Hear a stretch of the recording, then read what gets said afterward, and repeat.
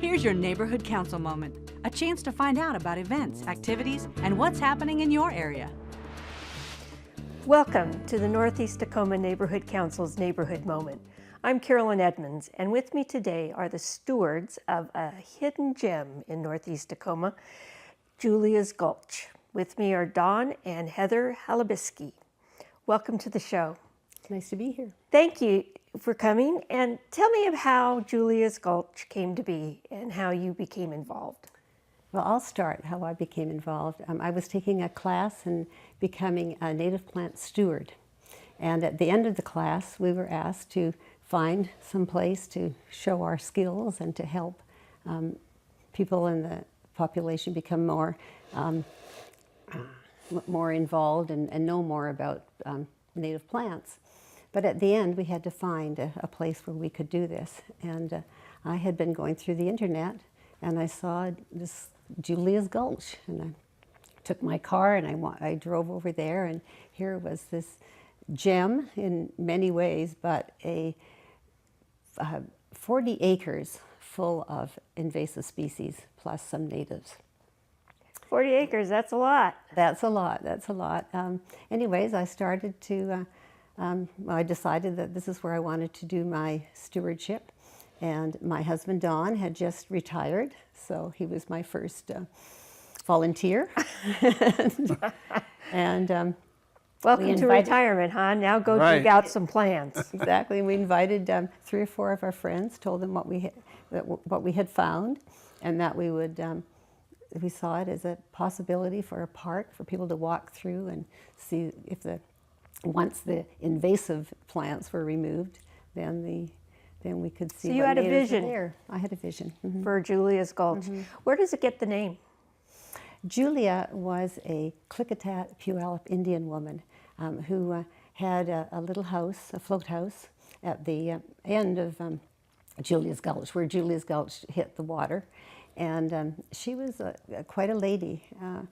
She knew a lot about the area, about native plants and the use of native plants.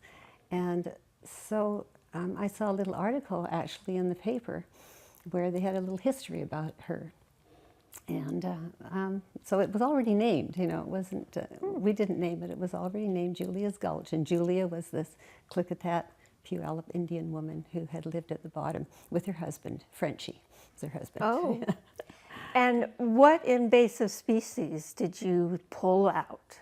Well, the big one is the Himalayan blackberry. Yes, I bet. And when we first walked onto the gulch, it was just a wall of Himalayan blackberry, and we didn't realize until we had started getting rid of them that this is a beautiful area with big leaf maple trees and some beautiful little ground plants and that. So that's it. It was just it was perfect. You pulled out the blackberries. Well, Don will tell you about that. He has. Okay, Don, tell me about pulling out blackberries. Well, first of all, you have this 10-foot wall of blackberries and you have to cut the canes off so you can get at the root. And if you don't get the root out, you'll have a 12-foot wall of blackberries next year. So that's how we dig the root out. We don't use any sprays, and it's all natural. We were going to bring a root here, Don, we forgot it. The root is just like a huge rat. It's convoluted, big thing. They're tough, and to dig those out is quite something. So how long did this all take you? Years? Oh. You're still working on it? It's a 100-year project. Okay, and are you planting new native species in there? We are. What kind? We're planting salal, and we're planting fir trees and red cedar saplings. I mean, this is a long-range plan here. But the biggest one has been the madronas we're putting on the south slope, because they're disappearing, and the Washington Education Society had 200 madrona trees they were doing experiments on, and they donated those to us, and we planted them on that sandy slope, and they're doing quite well. Madronas are very difficult to transplant, but we must have had 2/3 of those 200 plants survive, and they're now approaching 3 to 4 feet high. They're doing quite well. So we will have a madrona forest at the south end of Julia's Gulch. Wonderful. Yeah. And is there trails through Julia's Gulch? There are trails, yes. There's a loop trail, and there's a trail off to the side, and it's perfect for walking your dog in the park, or for having children run up and down the trails. And how does someone get to Julia's Gulch? Well, it's on Norpoint Way. Is that right, Don? Yeah.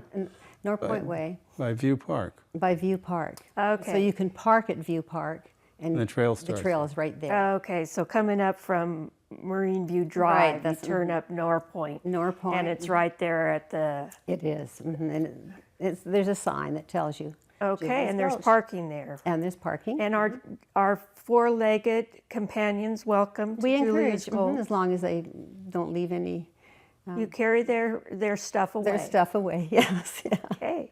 Exactly. And over the time, how many people have helped you out there at Julia's Gulch? Over the time, Yeah, how many? well, we've had, I would say, 50 people. I would say just, Different people. different people. Mhm. We have regulars that come every time. We have 5 people that go, we even have a woman who drives up from Olympia to come. and Really? help us. Yeah. Did she used to live up here? No. She just heard about it, huh? She heard about it through Well, us. isn't that fascinating? So sometimes it's 20, sometimes it's 5. Winter, it's pretty hard to get people to come out in January, February. But people do come in But the they come. pouring rain. And these are organized work parties that you hold? Organized in what sense? It's scheduled for a specific day and people come Yes, on a the specific second day. Saturday, right? The second Saturday of every month, rain or shine, Rain or shine. we're there. 9 to 12 in the morning. And do people need to bring their own tools? Or do you provide Well, tools for we them? provide tools, but we find that people have a favorite tool that they own themselves. So we Yes, I encourage them do to- know that. Yeah, bring your favorite tool, or we can supply you with some too. But I might add, we did have tools for everybody, and we had a job box there that people have broken into twice and stolen all our tools. So Oh, no. sometimes we're a little short of tools, but the city provides them. They'll come out and give us tools. So you had a tool shed there on site and it's Right. been broken into twice. Yes. That's terrible. That is just terrible. Okay, and then I know there's an organization, it's called Friends of Julia's Gulch. And did you create Friends of Julia's Gulch? Did you start yes. that? We started it. Okay, and how long ago did you start that? Well, Don and I were just talking about that on the way here, and I think about at least 10 years ago. Oh, Say, wow. Don? Is that? Something 10 there. years ago. Wow, that's wonderful. And what are the friends? Is that who the people that volunteer are considered friends? And how does somebody become a friend of Julia's Gulch? Well, I think call us is one way on the telephone and tell us that you're interested, and we'll set up a time to show you around what we're doing. Okay. Or what usually happens is the word is out that the second Saturday of every month from 9 until noon, come by and join in, because we'll be there. Okay, and when's the next work party? A big work party is coming up, but it's because Green Tacoma Day is on the calendar, and that's October 14th. October 14th, 14th. Green Tacoma Day. Yeah. And there's a website people could Google Yes. Julia's Gulch and find you. Okay, very good. Yeah. Well, thank you so much for coming and talking to me and telling the folks about Julia's Gulch. As I've said, Julia's Gulch is a hidden gem in Northeast Tacoma. Please come on by and help out. For more information on what's going on in your neighborhood, log on to the city's website, cityoftacoma.org/neighborhood councils.